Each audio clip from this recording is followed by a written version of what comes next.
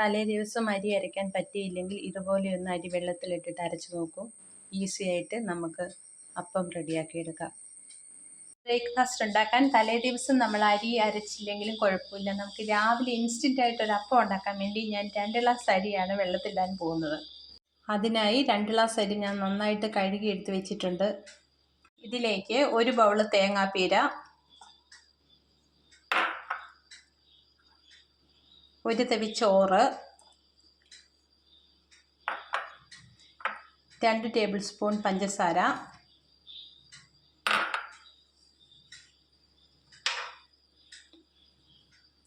1 teaspoon yeast ഇവ ചേർത്ത് കൊടുക്കാം.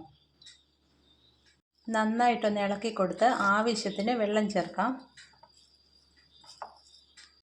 ഒരുപാട് വെള്ളം ഒഴിക്കണ്ട, അതൊന്ന് നികന്ന് വരുന്ന ആ ഒരു കണക്കിനൊഴിക്കാം.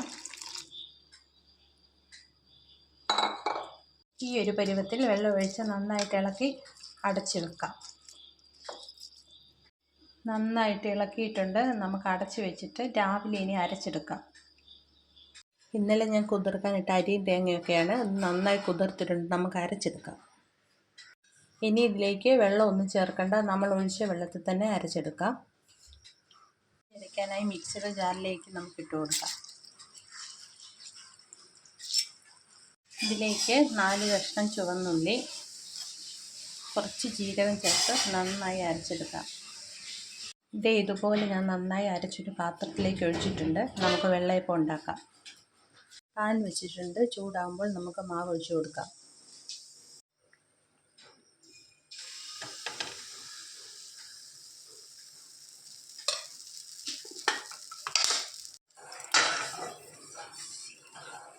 വെള്ളയപ്പം റെഡി ആയിട്ടുണ്ട്. നമുക്കിത് മാറ്റിയിട്ട് അടുത്ത് ഒഴിച്ചു കൊടുക്കാം.